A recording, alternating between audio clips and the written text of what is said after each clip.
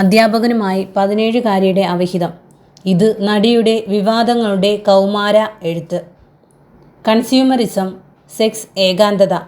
I am glad my mom died എന്ന ചർച്ച ചെയ്യപ്പെട്ട ഓർമ്മക്കുറിപ്പിന് ശേഷം ജെനറ്റ് മക്കേർഡി തൻ്റെ ആദ്യ നോവലുമായി എത്തുമ്പോൾ വായനക്കാർക്കിടയിൽ വലിയ ചർച്ചയാണ് നടക്കുന്നത്. 17-കാരിയായ വാൾഡോയുടെയും അവളുടെ അധ്യാപകൻ്റെയും സങ്കീർണമായ ബന്ധത്തിലൂടെ സഞ്ചരിക്കുന്ന ഹാഫ് ഹിസ് ഏജ് എത്രത്തോളം വായനക്കാരെ തൃപ്തിപ്പെടുത്തുന്നുണ്ടെന്നാണ് അന്വേഷിക്കുന്നത്.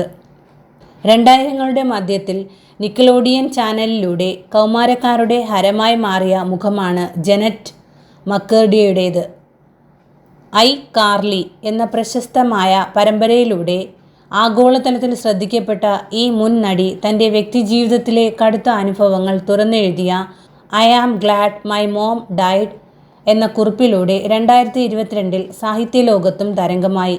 2026 എത്തുമ്പോൾ ജെനറ്റ് വീണ്ടും വാർത്തകളിൽ നിറയുന്നത് തൻ്റെ ആദ്യ ഫിക്ഷൻ നോവലായ ഹാഫ് ഹിസ് ഏജിലൂടെയാണ്. ഒരു കൗമാരക്കാരിയുടെ കാഴ്ചപ്പാടിലൂടെ സദാചാരത്തിൻ്റെ അതിർവരമ്പുകളെയും മാനസിക സംഘർഷങ്ങളെയും കൃത്യമായി വിചാരണ ചെയ്യുകയാണ് ഈ പുസ്തകം. നോവലിലെ പ്രധാന കഥാപാത്രമായ വാൾഡോ 17 വയസ്സുകാരിയാണ്. എന്നാൽ സാധാരണ കൗമാരക്കാരുടെ വിനോദങ്ങളിലല്ല അവൾക്ക് താല്പര്യം. അവൾ തൻ്റെ ക്രിയേറ്റീവ് റൈറ്റിംഗ് അധ്യാപകനായ കോർഗിയുമായി പ്രണയത്തിലാകുന്നു. വിവാഹിതനും മക്കളുള്ളവനുമായ കോർഗിക്ക് വാൾഡോയുടെ ഇരട്ടി പ്രായമുണ്ട്. അവിടെയാണ് നോവലിൻ്റെ ഉള്ളടക്കം പ്രസക്തമാകുന്നത്.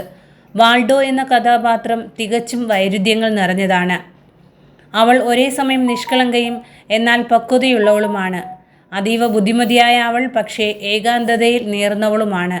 ഒരു വശത്ത് ഷോപ്പിംഗ് അഡിക്ഷനും ലൈംഗികമായ അമിതമായ താല്പര്യങ്ങളും അവളെ വേട്ടയാടുമ്പോൾ, മറുവശത്ത് അവഗണിക്കുന്ന അമ്മയും സുഹൃത്തല്ലാത്ത ഉറ്റ സുഹൃത്തും അവളെ ലോകത്തു നിന്നും ഒറ്റപ്പെടുത്തുന്നു. താൻ തിരസ്കരിക്കപ്പെടുന്ന ലോകത്ത് തന്നെ ഒരാൾ കാണുന്നു, അംഗീകരിക്കുന്നു എന്ന തിരിച്ചറിവാണ് അധ്യാപകൻ കൂടിയായ കോർഗിയിലേക്ക് അവളെ അടുപ്പിക്കുന്നത്. മക്കേർഡിയുടെ മുൻപത്തെ കൃതികളെപ്പോലെ തന്നെ ഈ നോവലും തികച്ചും ബ്ലണ്ട് ആയ എഴുത്തുരീതിയാണ് സ്വീകരിച്ചിരിക്കുന്നത്.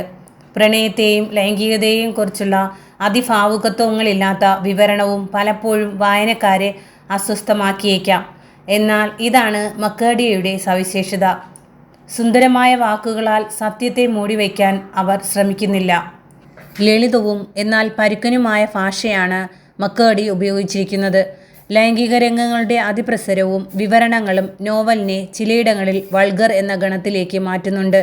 അതിനാൽ തന്നെ കേന്ദ്ര കഥാപാത്രം ഒരു കൗമാരക്കാരിയാണെങ്കിലും ഇതൊരു കൗമാര വായനക്കാർക്ക് ശുപാർശ ചെയ്യാവുന്ന പുസ്തകമല്ല.